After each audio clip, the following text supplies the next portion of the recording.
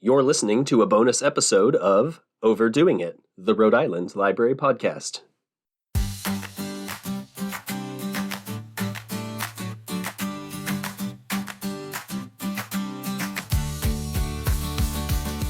Hi everyone, Dave here from Cranston Public Library and the Overdoing It team. So when it comes to producing a podcast, my favorite part, by far, is coordinating fascinating conversations with amazing people. But sometimes that leads to my least favorite part, which is having to edit down a fascinating conversation for time. That was certainly the case when Lauren was talking to Victoria Atamian Waterman, Pauline Getzoyan, and Dalita Getzoyan, three guests with such incredible rapport and a deep passion for the topic at hand. In between discussing Victoria's book, Who She Left Behind, and the work of the Rhode Island Holocaust and Genocide Education Commission, they had this thought-provoking discussion about identity and how books help us build empathy with others. I am delighted to share this bonus outtake with you today. Enjoy!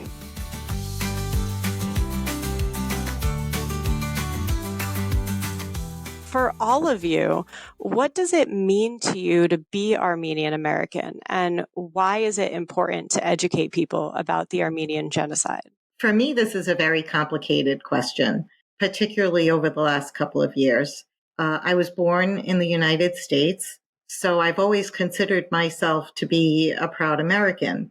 At the same time, the U.S. essentially turned a blind eye to the events in Artsakh, also known as Nagorno-Karabakh last year, when the 150,000 indigenous Armenians were ethnically cleansed through the genocidal actions of Azerbaijan. So that made me disappointed in my government as an Armenian-American. But that hyphenated identity is very much who I am.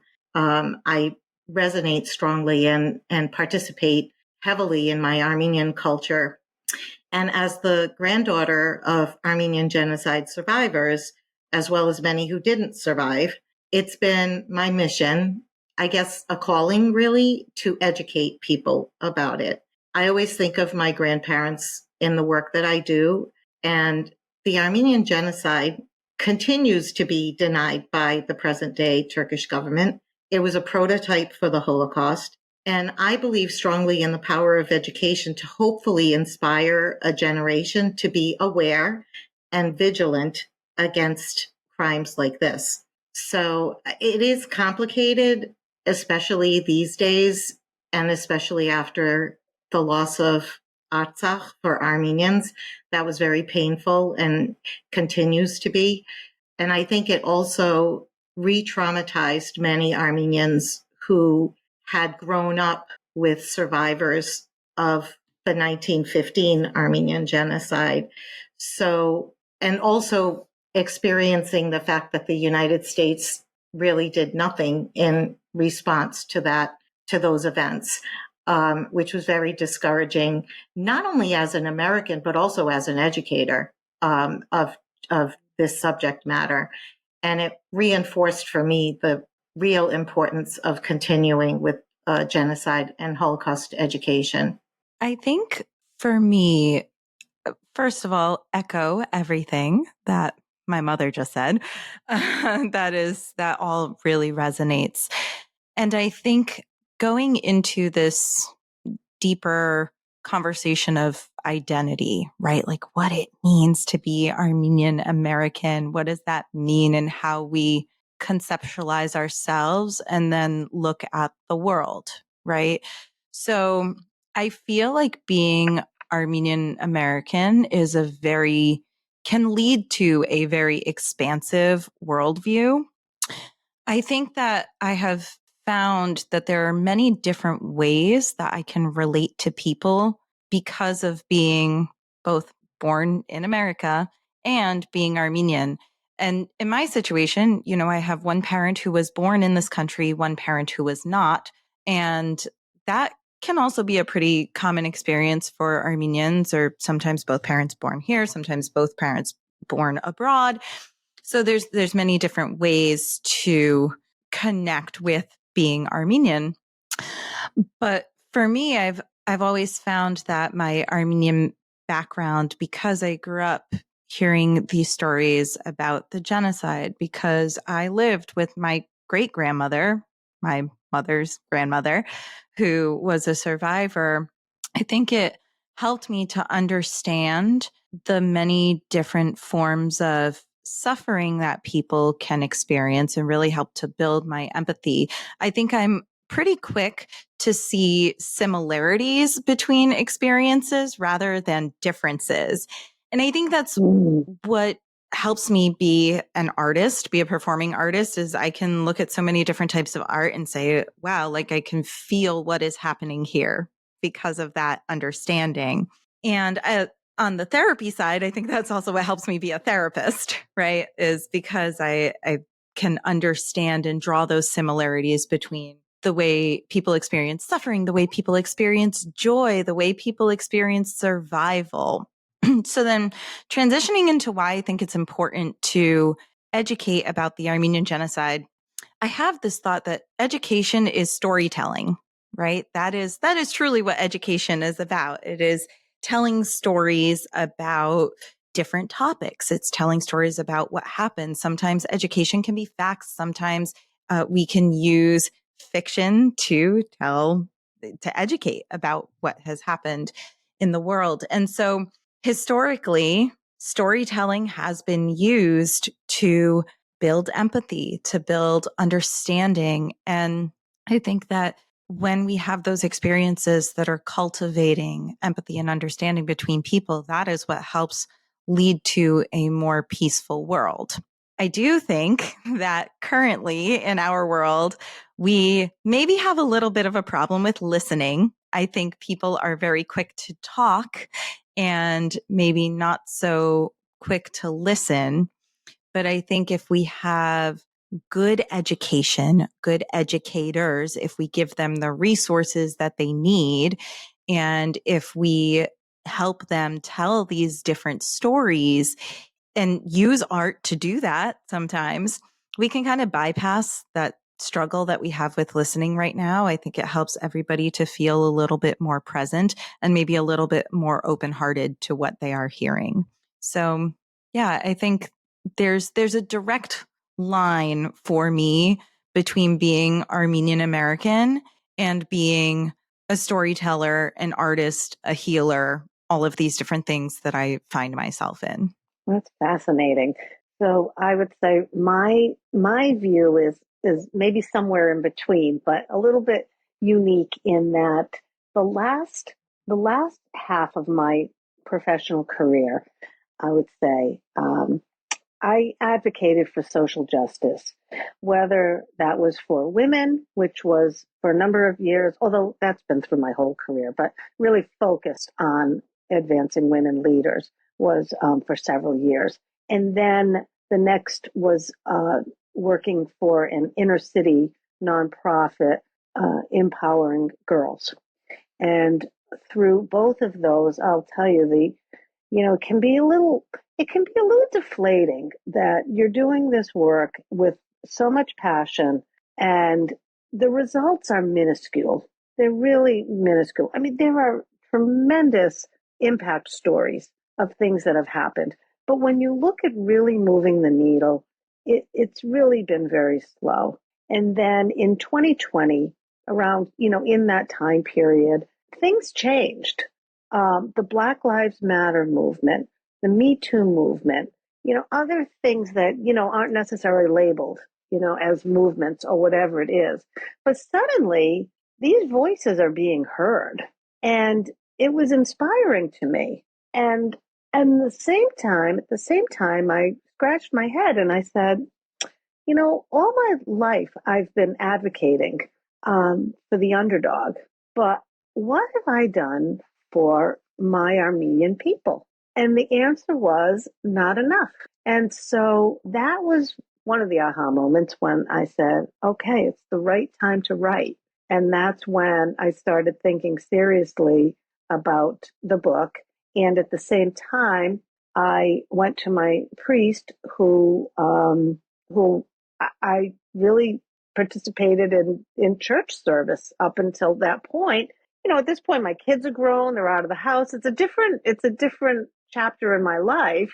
and I have time to give, and went to him and I said, sign me up for something. I want to work, but don't make me bake.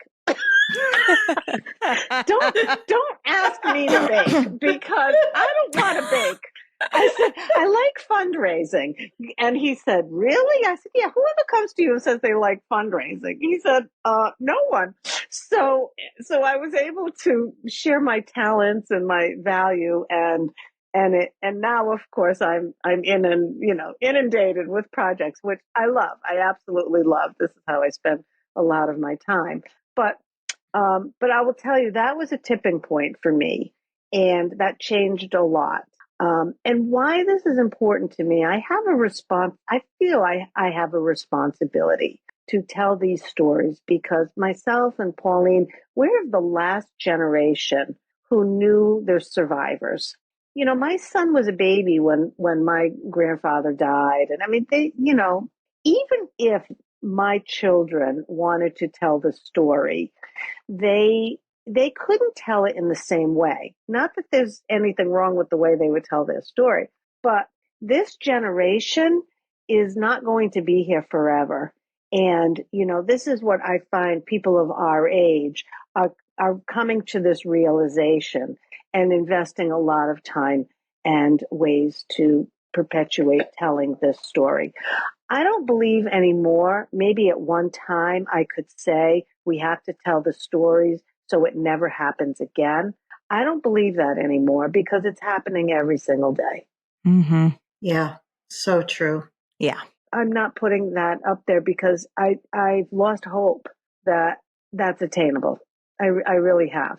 So for me, it's a little bit more cultural that we have to, for the next generation, if we don't do this, then our generation is, and the next generation, they're just not going to do it with the same vigor, as what we're doing. So that's why it's very important to me. I agree, Victoria. I want to just build off of what both Victoria and Dalita said, in that, Victoria, we both grew up in multi-generational home environments, which then transferred to Dalita when we had a multi-generational home. And I think that has informed our Armenian-American experience in a very impactful way, because all of us had survivors of the Armenian genocide as part of those home environments. And from my husband's perspective, he grew up with his own survivors in Lebanon, and their experience was actually quite similar to the people in Victoria's novel, and who she left behind. And that sort of passage, being displaced and marched away from their homes, and what that experience was like. I think it certainly informs everything that we all do in our lives. And I was thinking, as you were both talking about, as far as education is concerned, throughout this last so many years, 5 years, I was the editor of the Armenian Weekly newspaper. And during that time, the war broke out against Artsakh by Azerbaijan in 2020. And infractions continued to happen until we lost Artsakh last year. And I think all of that, reporting about that, informing the public about it, was part of the education aspect, right? So it's keeping people informed and letting people know about the history that's happening in front of their eyes. At the same time, I love the word storytelling from the perspective of both autobiography, factual information, and also fictional. But when it comes to the testimonies, I very often like to use the word testimony, because people seem to assume that a story is fiction, even though it's not always fictional. So a testimony is what we talk about when we are sharing the experiences of our own survivors, for instance. So I think all of that has informed our lives as Armenian Americans throughout our lives, from childhood to this day and where we are now. Yeah, I'm zipping I agree. it. I agree completely. And I wanted to touch on something really interesting that you were saying, Victoria, with the social justice component, because I think being social justice oriented, not that I am speaking for our entire culture, but I kind of think that this is true. I think that just by being Armenian, we are inherently social justice oriented.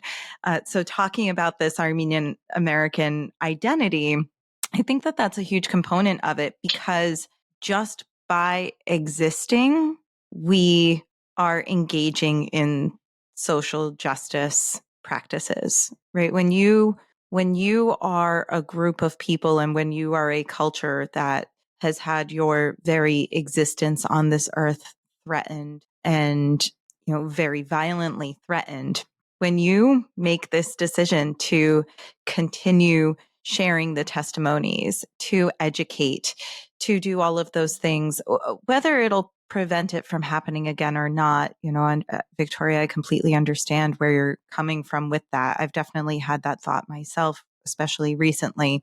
But I think that survival and finding joy and this connection to our culture and to our stories is rebellion. Like, that is a rebellious act. That in itself is social justice saying, you tried to tear us down and silence us, and we are not going to stand for that. We're going to keep being here, telling our history, telling these testimonies. I think that that is inherently a social justice practice. And it is something that all Armenians have to do, frankly. I mean, you could ask any Armenian if they've had an experience where they had to explain to somebody what being Armenian was. You're just having to educate about where Armenia is in the world, what this culture is, what's the language, all of those things.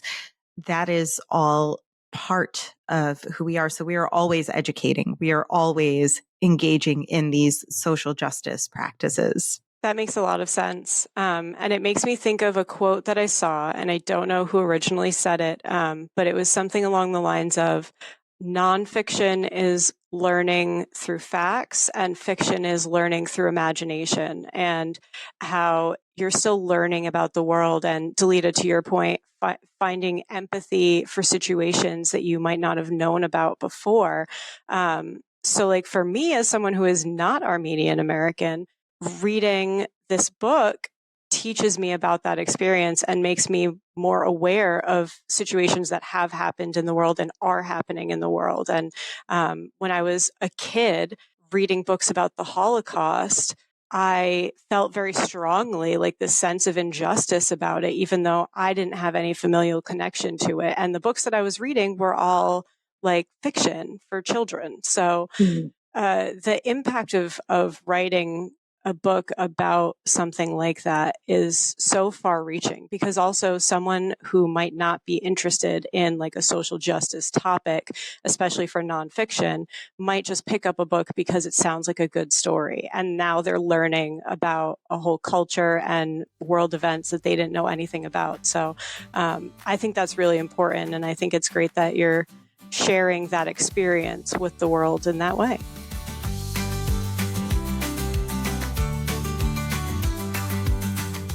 Thanks so much for listening. If you haven't already, be sure to check out the full episode from April 8th, where we talked about Victoria's book, Who She Left Behind, the making of the audiobook, and the important work being done by the Rhode Island Holocaust and Genocide Education Commission.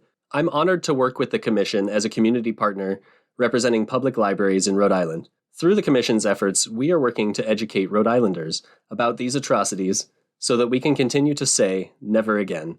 That phrase, never again, is an active one. It's not something that will just happen without building education, understanding, and empathy in ourselves and our communities.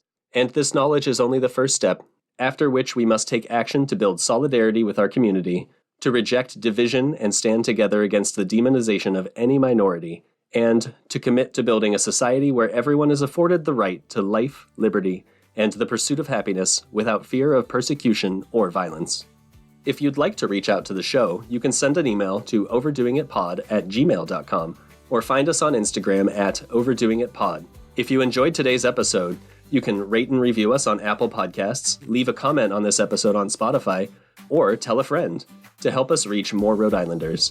Overdoing It is proud to be a resident partner of the Rhode Island Center for the Book and is brought to you by library staff and community members all around the Ocean State.